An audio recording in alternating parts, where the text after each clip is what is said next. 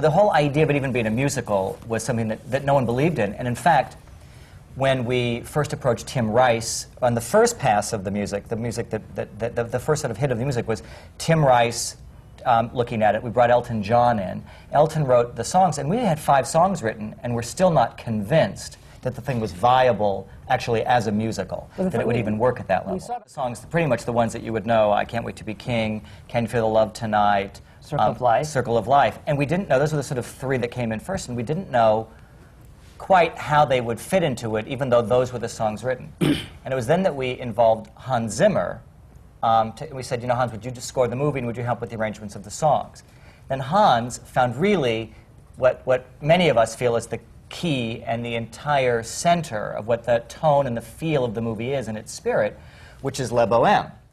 Hans knew Lebo, brought Lebo in, and together they created that version of Circle of Life that people know from the movie, which begins with this soulful cry from Lebo.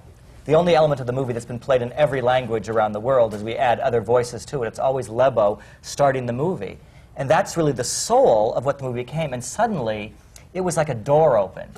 And we figured out what the idiom was, in a sense, what the vocabulary could be. And it really came from that sort of, that was the big seminal moment. But it wasn't until the whole combination of Hans Zimmer and Leboizing it and bringing some authenticity to it. You're a verb. And Leboize it, to Leboize it. Did it all come together? And then when you see it, you go, oh, I see all the elements from the 2.5 years all capsulized and crystallized into like a good stew. It's been reduced down to the essential elements, where that moment of holding the baby up is really the mythical moment, and it sets the movie off in the right direction, and you get that sense of community, and it's about a story about this cub.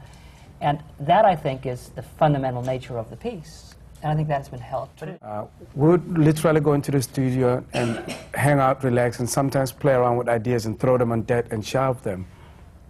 So I thought this call was one of those calls where I just go out and hang out with Hans. But there was something different about this call. There was like 7 or 8 white guys with pens and pieces of paper.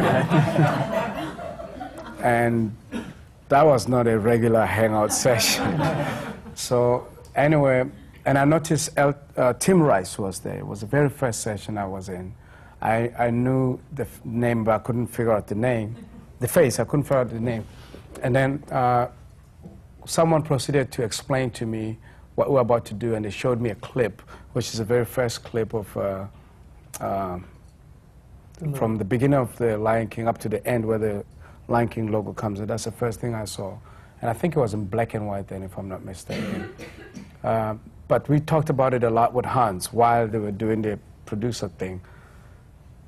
But I had a concept immediately of what, from just that little bit, what it was. And basically we said, well, we can run tape, and me, Hans, and I brought in about 8 to 7 singers from South Africa.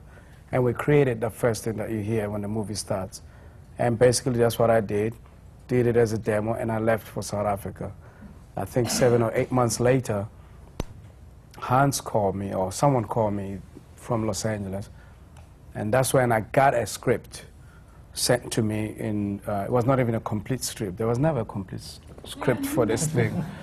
But it was ideas that were enough ideas to make sense of the whole story.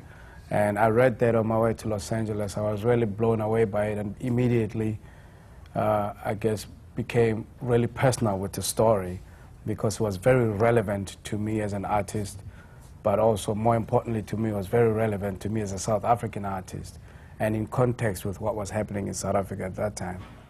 This was another thing that was very important, which was we have the orchestra pit, but we wanted to use the boxes in the theater for the percussionists. So that this is a fairly unique sound that you're getting in The Lion King, which is the ethnic quota, whatever that means. We're all ethnic of some kind, but those instruments that come from African instruments and probably Asian instruments as well, I wanted the audience to see them being played as I think people, again, take for granted the through music of this piece. That it's not, you know, you have, in traditional musicals, the dialogue and no underscoring, and then you have a song come up with a little bit of an intro. This is so through composed that it almost disappears for people. I think that's important because what Lion King represents as a story, it's a very universal story, even though it's centered around Africa. So for me, it brings two elements. The fact that Africa, you can bring a project from Africa or about Africa and make the biggest story or headlines in New York, which is pretty much, in the American context, unthinkable because Africa is a dark continent. Lion King, or in other people's perspective, Lion King did that in movie theaters, and it did that on Broadway too. But I think creatively, it's brought an important element of theater, and that is the world has become so small, and New York is truly a melting pot for people from other various cultures in the world, and that there's a new element of appreciation for different cultures.